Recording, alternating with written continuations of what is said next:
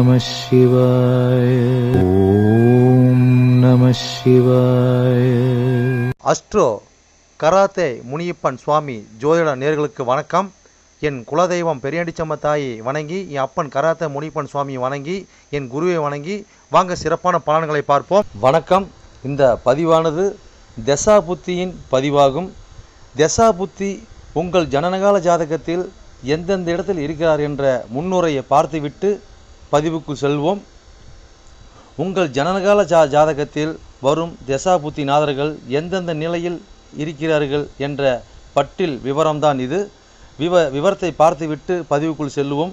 உங்களுடைய ஜனனகால ஜாதகத்தில் தசாபுத்தி நாதர்கள் 1-5-9 திரிகோண சாணத்தில் இல்லை 1-5 திரிகோண சாணத்தை அதிபதியோடும் சேர்க்கை பார்வை நட்சத்திர சாரத்தில் பயணிப்பது, அல்லது 1-4-7-10 கேந்திர சாணத்தில் சேர்க்கை பார்வை அந்த அதிபதியோட நட்சத்திர சாரத்தில் பயணிப்பது, அல்லது 2-5-8-10-11 பணபர சாணத்தில் இருப்பது, இல்லை பணபர அதிபதியோட நட்சத்திர சாரத்தில் இருப்பது சேர்க்கையில் இருப்பது, அல்லது 3-6-10-11 உபயஜய சாணத்தில் இருப்பது, இல்லை உபயஜய சாணத்தில் கிரகத்தின் நட்சத்திர சாரம் பார்வை சேர்க்கையில் இருப்பது, அல்லது 3-6-9-12 அபோகலியம் சாணத்தில் இருப்பது, அல்லது அந்த அபோகலி சார அதிபதியோடு இணைஞ்சிருப்பது சேர்க்கை பார்வையோடு இருப்பது, அல்லது சரலக்கணமாகிய மேசம் கடகம் துலம் மகரம் ஆகிய 2-7 மாரகஸ்தானத்தில் இருப்பது, அல்லது சிரம் லக்கணமான ரிஷபம் சிம்மம் விருச்சகம் கும்பம் ஆகிய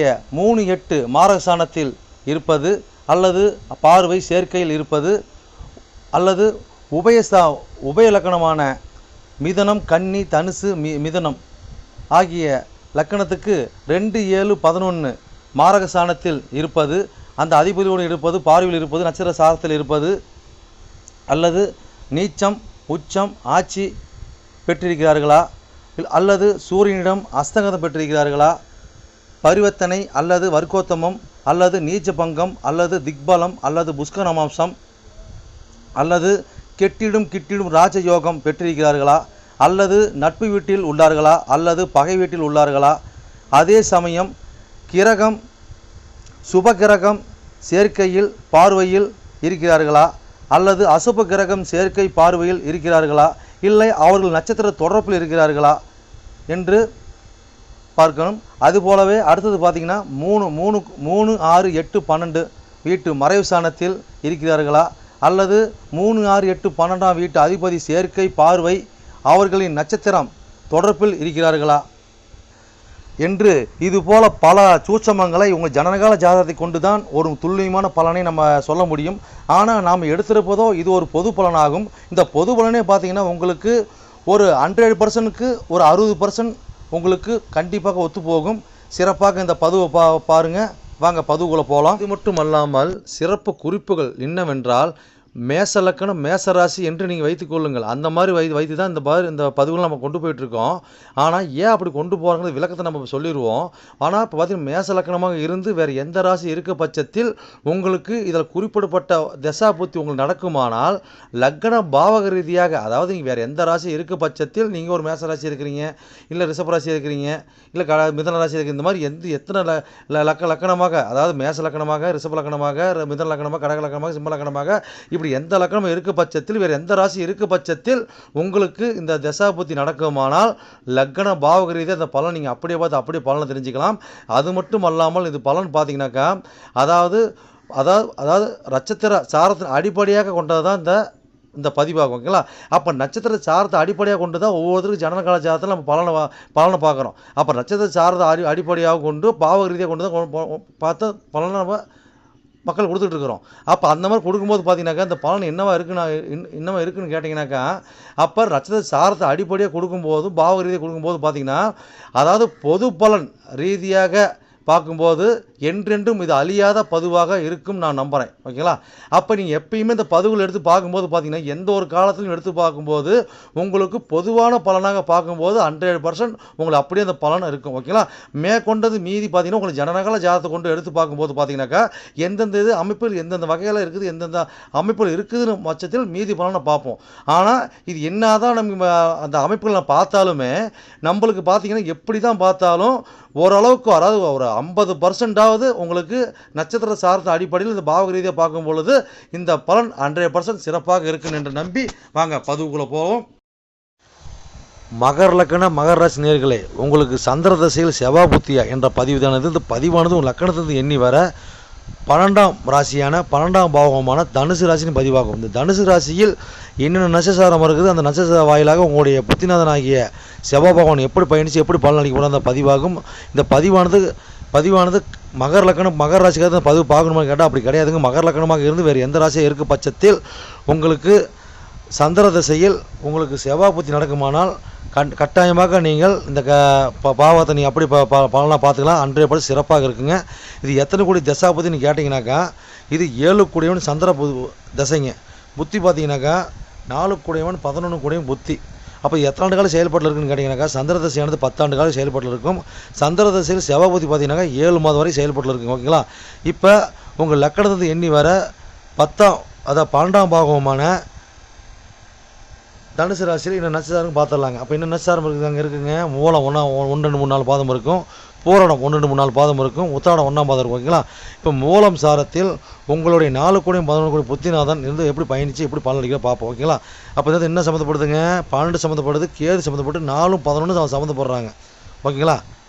அப்போ நம்ம காலகட்டங்களில் பார்த்தீங்கன்னாக்கா நம்மளுக்கு அதாவது பார்த்திங்கன்னா தேவையில்லாத விரயம், தேவையில்லாத பயணம், செலவு இதெல்லாம் பார்த்திங்கனாக்கா நம்மளுக்கு என்ன வரும்னாக்கா நம்ம தாயாருக்கு பார்த்திங்கன்னா நம்ம காலகட்டங்களில் உடம்பு உஷ்ண செலவு, உடம்புல பார்த்திங்கன்னா ஏதோ ஒரு சிரங்கு இந்த மாதிரி வந்து அதுக்கு செலவு பண்ணுறது, நம்மளுக்கு அந்த மாதிரி செலவு பண்ணுறது, இந்த மாதிரி காலகட்டம் பார்த்திங்கனாக்கா ஒரு பின்னி சூனியம் ஏவல் இந்த மாதிரி அடப்பட்டு அது மூலிமா நம்ம வந்து ஒரு தேடலுக்கு வந்து பார்த்திங்கன்னா ஊர் டு ஊர் போய் விரயம் பண்ணி செலவு பண்ணி பாதக கேது வருகிற பார்த்தீங்களா? அப்போ வந்து பார்த்திங்கன்னா இது எல்லாத்தையும் பார்த்திங்கனாக்கா ஒரு அனுபவத்தில் ஞானத்தை கொடுப்பாங்க. ஓகேங்களா? அப்போ எல்லாம் புரிதலை கொடுப்பாங்க. ஓகேங்களா?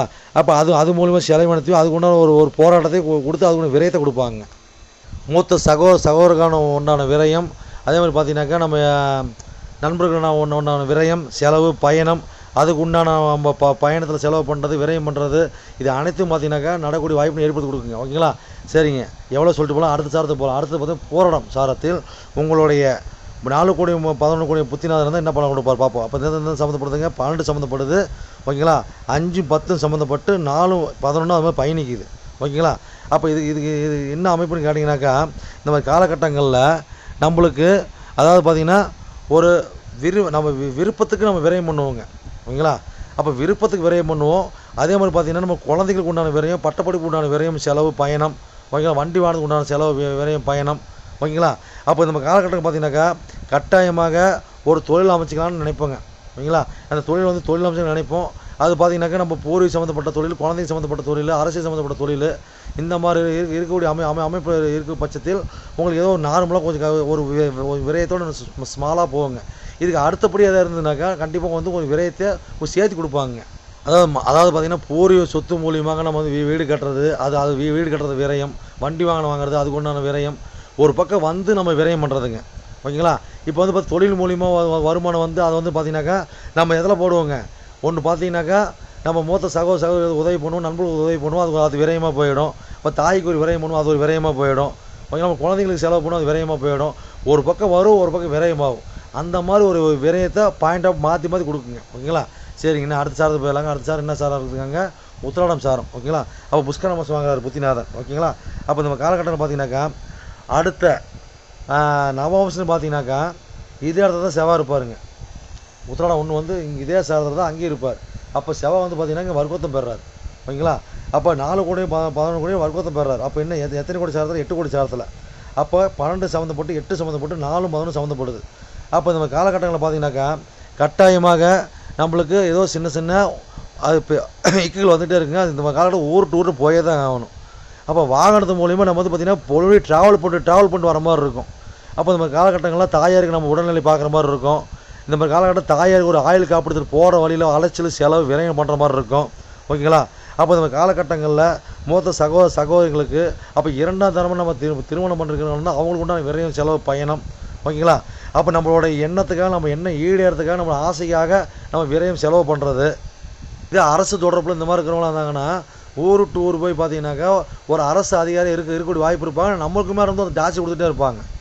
ஓகேங்களா. அந்த டார்ச்சர் அந்த மன உளைச்சல் கூட நம்ம ஒரு விரையும் தாங்க. ஓகேங்களா. இப்போ மொத்தத்தில் பார்த்தீங்கன்னாக்கா இந்த மாதிரி காலகட்டங்களில் அதாவது பார்த்தீங்கன்னாக்கா ஏதோ நம்ம ஒரு விரயத்தை ஒரு சம்திங்கை நம்மளும் கொடுத்துக்கிட்டே இருக்குங்க. அப்படி மாற்றி மாற்றி கொடுத்துக்கிட்டே இருக்கும். ஓகேங்களா. அதனால் பயணித்து பாருங்கள், சிறப்புடன் வாழ்வு. சரி நேயர்களே, என்னோட பதிவை நீங்கள் சிறப்பாக கேட்டிருப்பீங்கன்னு மனதார நான் நம்புகிறேன். நீங்கள் கேட்டது வெறும் கோச்சார பலன் தான்.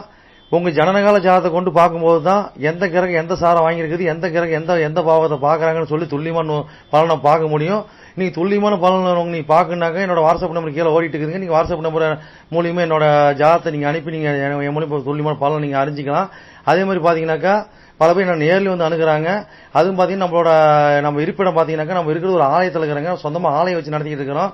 வீரசக்தி நாகம்மா திருக்கோயில்னு சொல்லி நடத்திட்டு மற்றும் கராத்தே மூலியமாக சொல்லி நடத்திட்டு இருக்கிறோம்.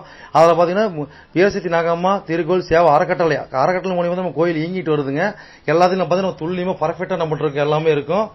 எந்த ஒரு தோஷம், எந்த ஒரு காரியம், எந்த ஒரு பரிகாரம்னா நம்ம ஒரு கஸ்டமர் நம்ம கேட்டு தான் வந்து அவங்களோட காரியத்தை வந்து முன்னெடுத்து செய்யறாங்க. அந்த நம்பிக்கைகரமாக நம்மளோட பலன் இருக்கிறதுனால தான் இந்த மாதிரி கஸ்டமர் நம்மகிட்ட அணுகி நம்ம சிறப்பு பலன் அடைஞ்சிட்டு இருக்கிறாங்க. இது போல ஒவ்வொருத்தரும் பலன் அடைகிறது எங்களோட ஆசை.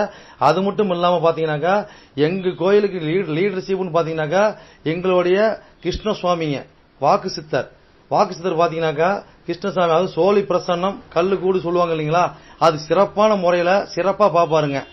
நேர்முகமா பாக்குறாங்க, ஆன்லைன் மூலமா பாக்குறாங்க. நீங்க யாரு என்னன்னே தெரியாது, உங்களோட ஃபுல் டீட்ல அப்படியே சொல்லுவாருங்க. ஓகேங்களா. உங்களோட டீட்ல சொல்லி உங்க பேரை சொல்லி சோழி போட்டாருன்னா சிறப்பான முறையில சிறப்பா உங்களை சோழி பிரசனம் பார்த்து அருமையா சொல்லுவாருங்க. அதே மாதிரி பாத்தீங்கன்னா அது மூலியமா நீங்க இதுல பார்த்து நீங்க அணுகி அது மூலியமா தெய்வ அருள்வாக்குங்க அது. ஓகேங்களா. அது மூலியமா நீங்க வந்து சிறப்பான பலன் நீங்க அடையலாங்க. எந்த ஒரு காரியமா இருந்தாலும் எந்த ஒரு விஷயங்களா இருந்தாலும் துல்லியமான பலன் துல்லியமா இருக்குங்க. சொல்றது அப்படியே நடக்கும், சிறப்பா இருக்குங்க. சரி நேயர்களே, உங்களிடமிருந்து விடைபெறுவது S. Balu Jayavel, MA astro. நன்றி, வணக்கம்.